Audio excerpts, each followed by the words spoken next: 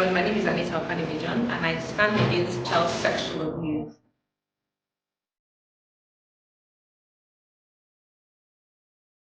Verse 2:6, it says, train up a child in the way he should go, and when he's old, he will not depart from it. We talk about sexual abuse, and a lot of times people think that sexual abuse begins and ends with rape. It doesn't. Don't think it doesn't concern you. It hasn't happened to you yet, and we pray it never happens to you. But you have to take a stand against it. It's very important that we put these things in our children from when they are young, because we will not forever be with them. Mrs. Obi, we need to see you. Please, please, please. I was like, what is wrong with him? Please, Mrs. Obi. I left everything I was doing. I rushed down to the school. What's the problem?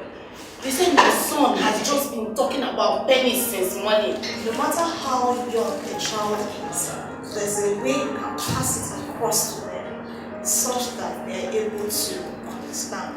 Even when you have been careless enough not to educate your children properly about the whole effect of sex and all that, you have abused them and you have destroyed the entire principle of which sex was instituted. Yoruba mothers, they have this different range of slap. They have the baju, the 40, the ambara. These are slap that will give you feel adopted. So, what do you mean by so? Who taught him pennies? As I did. Why now? It's too heavy.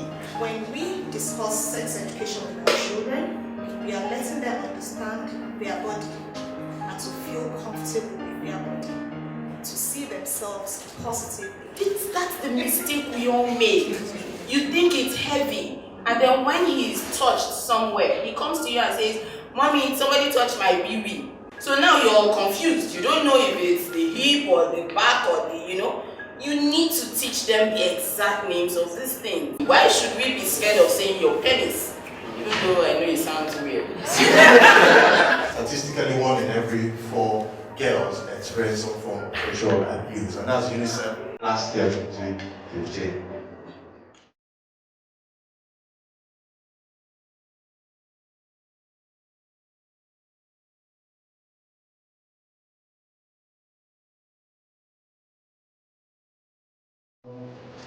Everybody who's been abused or is an abuser knows that there is something wrong, even if you can't articulate it.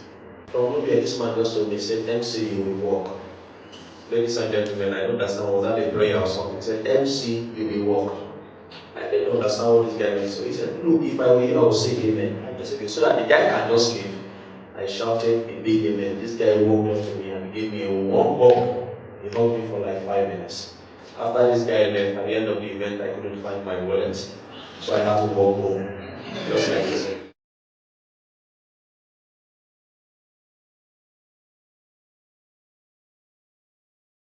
When we know our children, we'll be able to know when things change. When there's a change in our children's behavior, we'll be able to pick it.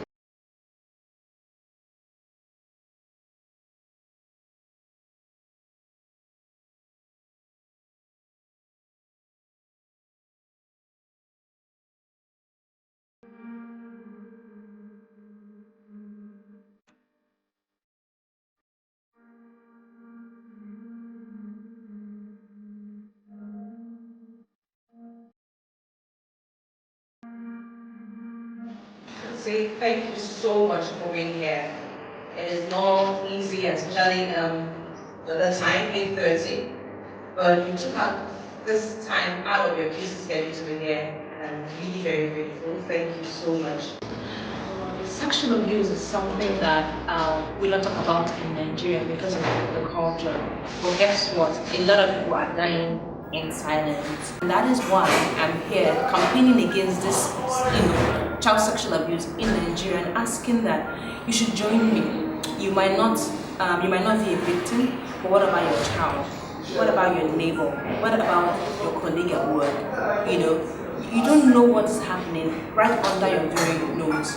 We had an amazing time today campaigning with the likes of Toya Cole, Mr. Mecca Olowola, and Mrs. Ayo Lawrence, oh my God, the messages and the information they poured out today, it's mind-blowing. We're going to be having this project again in December. Wherever you are in Nigeria, I hope you will join us. Like I said, sexual abuse is something that is eating up the fibers of our home. And that is why I have written my story in this book. It's called Miracle in the Storm. It's my autobiography. It chronicles the things that I've been through and how I was able to get through it psychologically and emotionally. Like I said, please do not stay silent. This thing is eating up the fibers of our home.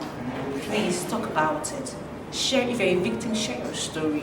Because your story might actually save someone else. Thank you.